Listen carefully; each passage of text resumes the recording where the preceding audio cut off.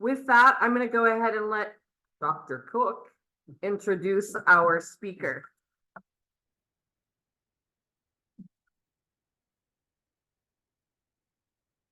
All right, thanks, President Leah. Well, we are still in the middle of vocational month. Actually, we're getting close to the end of vocational month. And today I'm really excited to introduce our speaker, Dr. Don Hendricks, who has been the department chair for our early childhood education program at the college for about 12 years. But that's just like a small part of what Don does.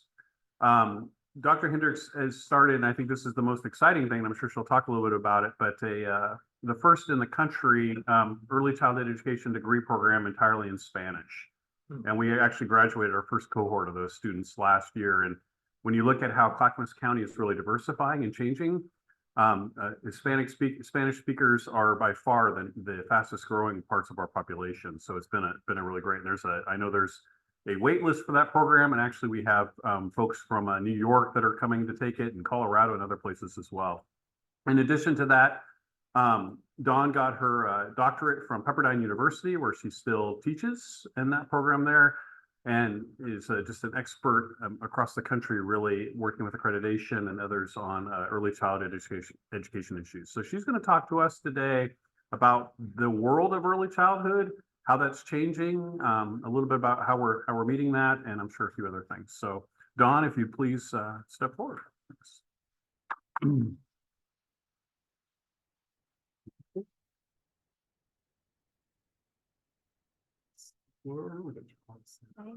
Thank you, Dr. Cook, and it's a pleasure to be here with all of you today. My birthday is August 30th, and I want to come back so I can wear the hat. It looks like the place to be for a birthday celebration. We can make that happen.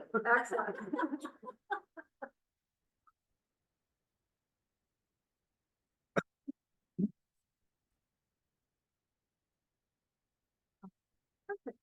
Thank you so much.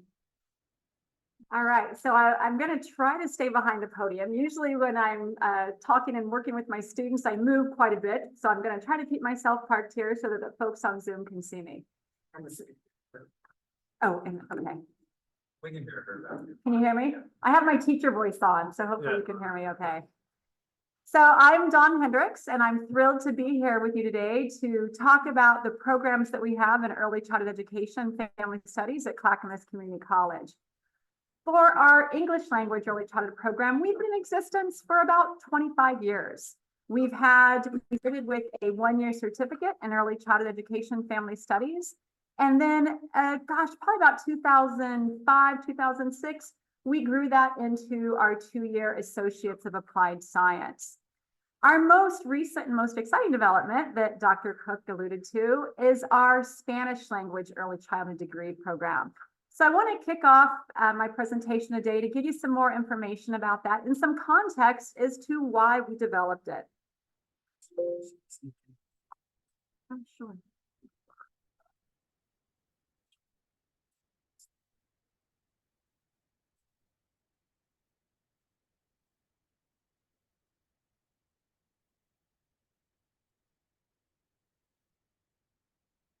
Sorry, everyone.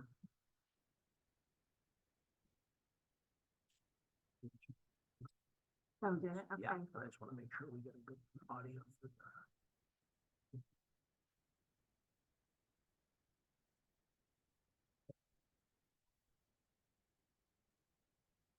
So a little background and context in terms of why we saw a need to create the Spanish language early childhood degree program. Here are some statistics from the Pew Research Center as we look at the teachers that we see across the United States. Currently, 79% of teachers are white, Caucasian. About 9.3% are of Hispanic origin, 6.7% are Black, and about 2% are Asian. However, when we look at the students that our teachers are teaching, only 47% are white, 27% are Hispanic, and that number continues to grow quickly, and 15% are Black. So we can say the diversity of our teachers in the classrooms does not mirror the diversity of our student population. When we look nationally at our childcare workforce, so the teachers who are working with children from birth through age 5, 18% of our childcare workforce is Latinx, of Hispanic origin. As we hone in on Oregon specifically, when we look at that pre-K through 12th grade population, 25% of the students are Latinx, and that continues to grow yearly, yet only 6% of the teachers are. In Clackamas County specifically, 12% of the residents in Clackamas County are Spanish speaking, yet only 4% of the teachers in Clackamas County are Spanish speaking. And as we look at the birth to age 5 population, 20% of our children in this county are Spanish speakers. So there is definitely a growing need to look at how we can diversify the teaching workforce. And you may ask, well, why is teacher diversity important? As long as someone has a degree and has a skill set, why is teacher diversity important? Well, there's quite a bit of research about the importance of students being able to have a teacher that looks like them or sounds like them.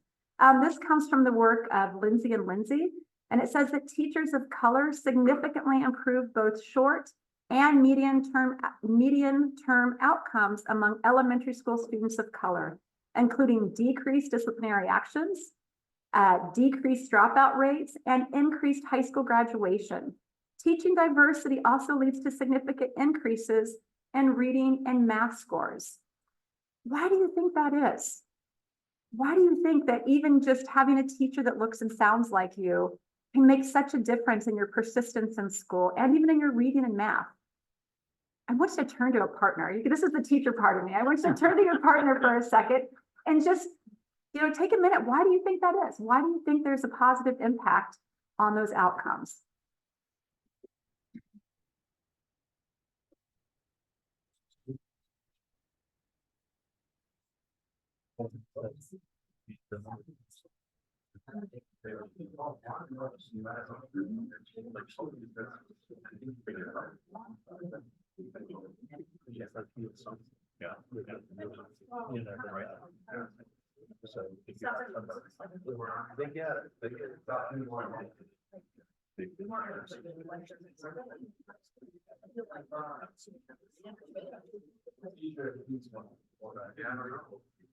Okay, take about another 10 seconds to wrap up your conversation.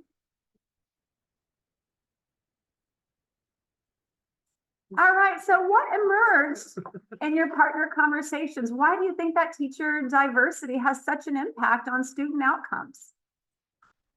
I heard an impassioned conversation at the middle table there. Would you guys mind sharing what you were talking about?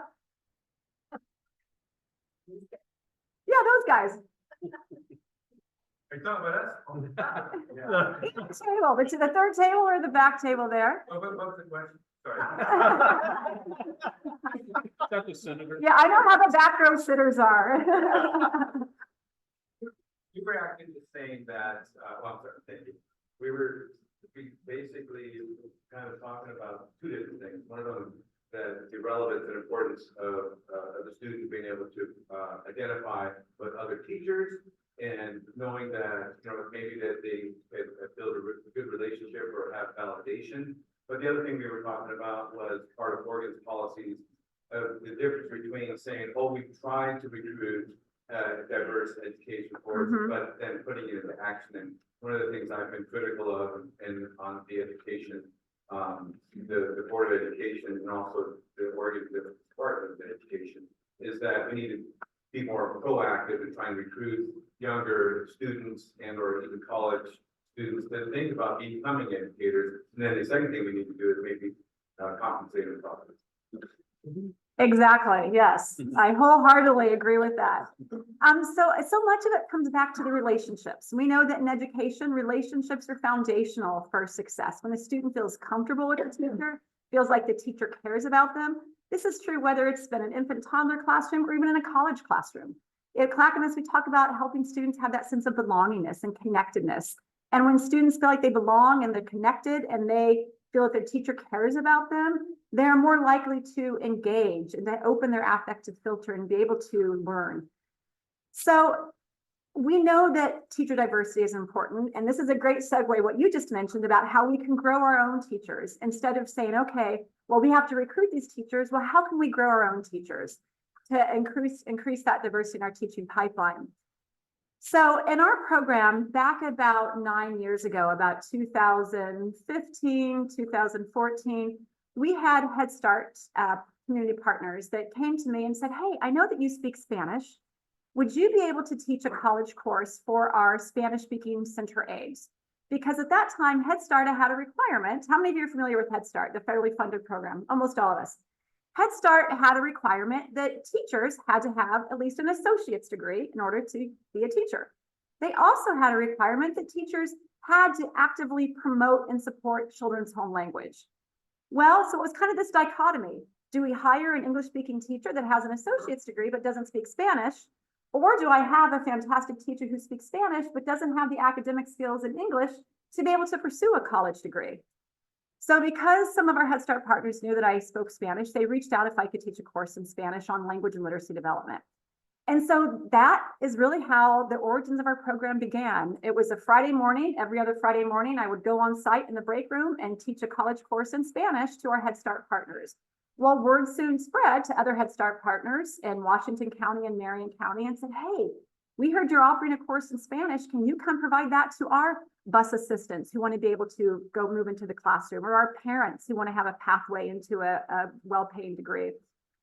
So we started offering more and more courses, and our advisory committee members said, wouldn't it be fantastic if you could eventually offer your entire degree in Spanish instead of just these two or three or four courses? So in 2020, we heard about the Grow Your Own Teacher Pathway program, which addresses exactly what you were saying. It's a way that Oregon is looking at how to grow our own diverse teachers. The intent of the Grow Your Own Teacher Pathway program is to recruit and train teachers from within communities to bring racial, ethnic, and cultural diversity and skills such as bilingualism into schools. So in 2020, we heard that they were offering a round of Grow Your Own funding. And so we thought, wouldn't it be great if we proposed to put our entire associate's degree in early childhood in Spanish? We thought it was a long shot because at that point, it was all four-year universities that had received Grow Your Own funding, and the funding had primarily focused on K-12 teachers. But we applied in October of 2020, and in December of 2020, we found out that we were awarded the grant to put our entire associate's degree of applied science into Spanish. Then came the fun of how do we do that in a 6-month time period? The grant began in January of 2021, and we had until June of 2021 to develop the courses, get approval from our curriculum committee and from the Board of Education, and make it happen. During that time frame, we were successfully able to develop 23 courses in Spanish, including 20 early childhood courses in Spanish, a math course, a college success course, and even a writing course. Now, interestingly, for us, doing the courses in early childhood were fairly easy. We were able to find associate faculty to help us develop the courses. What we thought was going to be the stumbling block is how do we get those general education courses into Spanish? Fortunately, we reached out to the math department, to the chair at the time, Mark Yanata, and said, hey, Mark, what do you think about developing a Math 50 course in Spanish? He's like, funny you should ask. We've been talking about that, and that's actually in the works for us. So then we reached out to the English department about teaching a writing course, not in English, but in Spanish. And so at that point, the question became, well, is there a state requirement that says these courses have to be in English? Is there a requirement that these general education outcomes and writing and math have to be in English? We couldn't find anything that said that it did. So Amanda Coffey, our department chair at the time, said, sure, you know, we don't have anybody on staff that's bilingual, but let me reach out to my connections across the state to see if we can find somebody.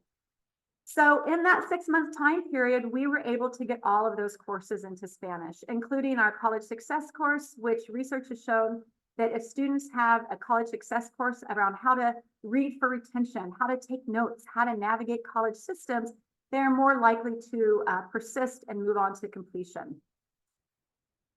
As we developed the courses, we wanted to eliminate as many barriers for our Latinx Spanish-speaking students as possible. Because we knew we had Spanish-speaking students around the state and we're the only college that was offering a degree program in Spanish, we made the decision to offer the courses all online. The courses are all online and they do meet via Zoom every other week in the evenings, because most of the students in our program already work in the field of early childhood as a center aide, as a family child care provider. And so we wanted to make sure that we met the needs of the working professionals. So they meet in the evening, they meet in the weekends. We were also able to find material that was originally created in Spanish. We didn't want to just translate it from English into Spanish, but we wanted to make sure the materials really were culturally responsive and met the needs of our teachers and our students. We utilized some open education resources. And as a result, there are no textbooks that students have to purchase in the program. All the learning materials and books are free and included in the online courses. This is just an example of what one of our Moodle shells look like. It's pretty well structured for student success. You can see we have the description of the course, a picture of the instructor, the objectives of the course.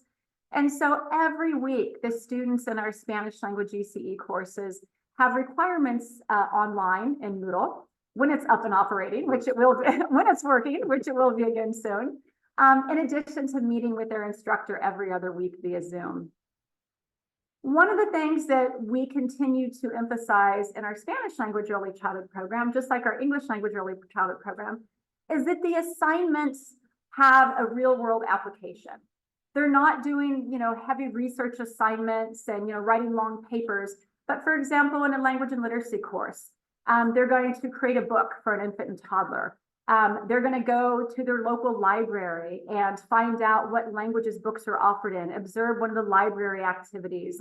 So we really look at practical applications of the content. So our teachers, on that next day, they go back into their own classrooms. They have something that they can do, something that they can implement, something that's practical for them to use. Both our English early childhood degree and our Spanish early childhood degree have accreditation from the National Association for the Education of Young Children. There are only 2 colleges in Oregon that have that accreditation, and we're one of them. The other one is Portland Community College. And so that also is kind of a seal that says, yes, we are meeting those national standards of quality in our program. We also know that particularly in the field of early childhood education, a lot of our students come to us with prior experiences. Maybe they've worked as a teacher assistant or a center aide for years, or maybe they've taken, 100-hour community-based trainings. So we offer credit for prior learning. One of the ways that we do that, if students come in with a child development associate certificate, which is kind of like the entry-level pathway into early childhood, they can receive up to 15 credits from the college. And so these 4 courses, then they get credit for those 4 courses without having to take them.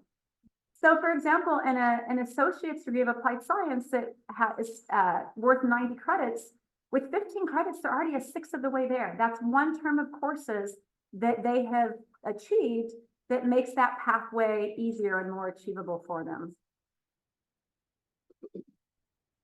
We also wanted to be able to, going back to that original quote about students being able to see themselves, as we created our Spanish language program, we didn't want our Latinx students to see folks that didn't look like them, that, okay, well, the words are in Spanish, but I'm seeing all white or Caucasian teachers and children. So I actually went out and visited a lot of our students' programs. This is from a nonprofit in Washington County, Adelante Mujeres. This is a family child care provider home in Clackamas County, another center here in Clackamas County. And we would capture footage of our Latinx students interacting with the children and families in their programs. And then we infuse that into our coursework as well. I do want to do a shout out. If I had money, I would do my brag here. But I want to do a shout out to our faculty. Our faculty are what make this possible. We have amazing bilingual, bicultural faculty across the college that have really come together to support the development of this program. Here are just some of them listed right here. We now have 8 associate faculty in our early childhood program. And we also have faculty again from math, from counseling, from writing, that have really given 110% of their support to our students in this program. One of the things that we realized after we created the courses was that it was this ripple effect, that, okay, we have the courses, but now we need to have those other student support services available in Spanish for our students. And so we now have a placement process in Spanish. We have an incredible admissions and recruitment specialist who is bilingual. We have someone in financial aid, scholarships. So it's really had a ripple effect across the college as we look at how we are a student-ready organization and offering those supports in Spanish to our students. I threw these slides in because of Tim, because we always have to be talking about strategic priorities. But it really has aligned with our college's strategic priorities of providing instruction in the primary language of Spanish for our students. That holistic student support across the college in a language that students know and understand. In terms of diversity, equity, and inclusion, the majority of our students are first generation Latinx students. And so it's really hitting our goals of being a more inclusive, diverse, and equitable organization. And also in our faculty. As I said, we have been lucky to really create a bilingual cadre of faculty to teach in our program as well as across other departments in the college. This program emerged directly from the request from our community partners who wanted to find a way to meet their evolving labor force needs and also meet the linguistically diverse needs of the children and families in their programs. In terms of organizational health, our enrollment just in our program has increased about 370%. And one of my long-term goals is that we may become a Hispanic serving institution as we continue to recruit and serve more Hispanic students in our programs across the college. I also want to just give a shout out to our community partners. We have been fortunate to have community partners from within Clackamas County as well as from across the state. We continue to receive funding from the Oregon Community Foundation, from the Betty Gray Scholarship, also their Latino Partnership Program. And a lot of our students also receive employer funding from Adelante Mujeres, Clackamas County Children's Commission Head Start, Oregon Child Development Coalition, Salem Kaiser School District. We have another grant from the Department of Early Learning and Care to provide 3 cohorts of Spanish-speaking classes around the state. And one of our most interesting recent partnerships is the Willamette Valley Wine Foundation. If anybody would have told me we'd be partnered in early childhood with the Willamette Valley Wine Foundation, I would have said, what? But yeah, but it's exactly. So Mike McNally from the Willamette Valley Wine Foundation, they have identified the early childhood workforce as their primary philanthropic area because they want to have quality placements for the children of the workers. Because they said if they can keep their workers and attract workers into the vineyards to be able to do that, they've identified having quality, stable early childhood placements, which means having linguistically educated teachers. So this quote comes from what Dr. Cook had said back at our pre-service back in the fall, is that we need the college to be ready for students rather than the students being ready for college. And so we really look at how we're meeting students where they are. And I think that our Spanish language early childhood program really does that. How can we meet students where they are? Now, as a result of this, we've also been looking at piloting or revamping a little bit our English language program as well. Because our online Spanish language program has been so popular, we've had a lot of requests from community partners saying, can you do something similar in your English language program? Can you move it to online? Can you have the meetings, via Zoom in the evenings? And we are also, as of this term, are piloting a 5-week accelerated course format. So typically, if a student wanted to study full-time, they would have to take 4 courses for it to be a full-time student. With our 5-week accelerated format, they can take 2 5-week courses, focus on just those 2 courses, be done with those, and then the latter part of the term, take 2 more courses and focus on those. Interestingly, this is our first term having the accelerated 5-week format. And they filled up within the first couple of weeks. So we're seeing what, we're constantly kind of like this action research process of, how can we support the needs of our community stakeholders? How can we continue to meet the needs of the teachers or their teacher assistants who are already working but want to go back to school and can't come to class in person?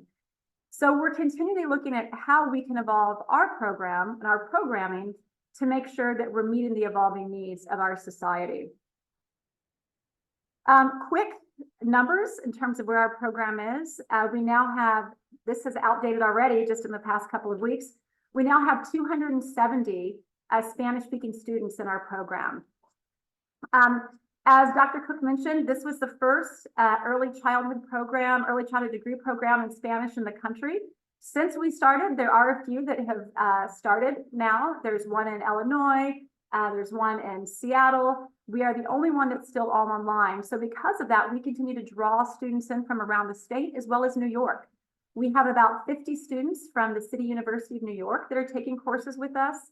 And I just had a conversation with the program in Maryland who actually wants to start sending students our way as well.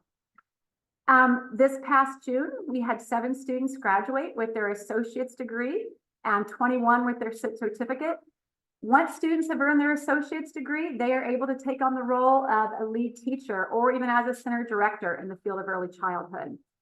This June, we have 37 more students just in our Spanish language program that are on track to graduate with their AAS. This is a picture from our graduation celebration last June.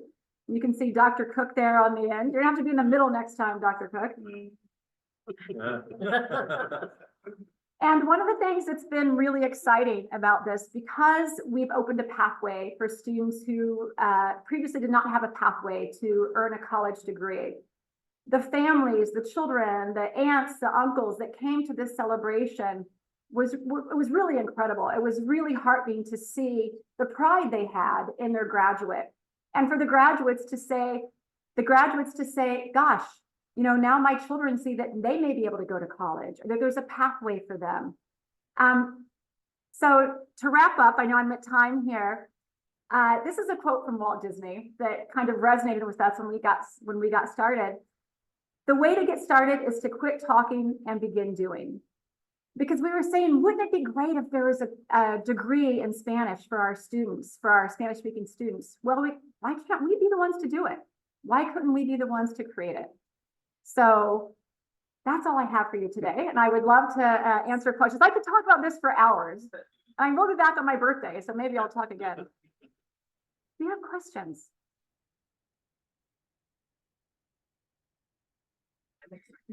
Let me check on the picture. Nobody on Zoom.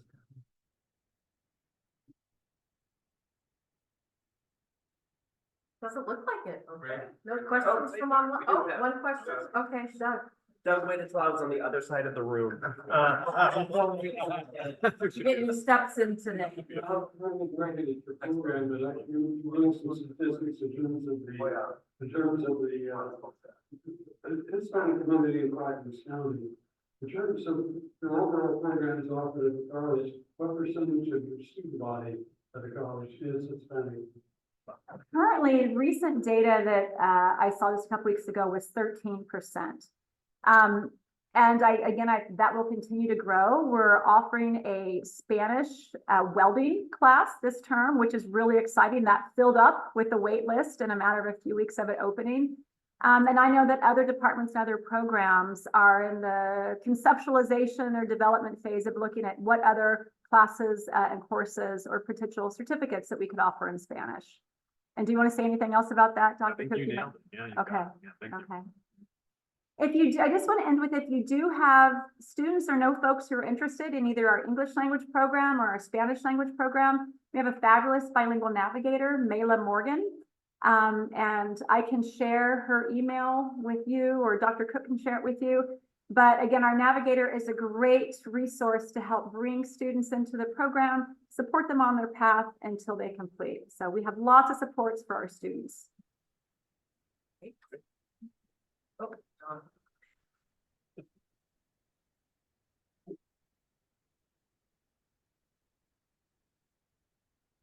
fantastic presentation for a fantastic program. We've been looking at childhood programs, my wife and I for years. They never liked the implementation, but you've done a marvelous job on it. I think it's worth a hand to actually writing that. Thank you, John. Okay, well, with that, I want to, well, I want to thank you for being here. I'm energized because I was a daycare director for 5 years. I know. So early childhood education is awesome. So I do need to connect. Yes. This is a coin for this year that has our Rotary International theme with all of our causes on it. And then this is our 4-way test that we work to live by every day and focus our efforts on. So thank you for being here today. Much. Great having you.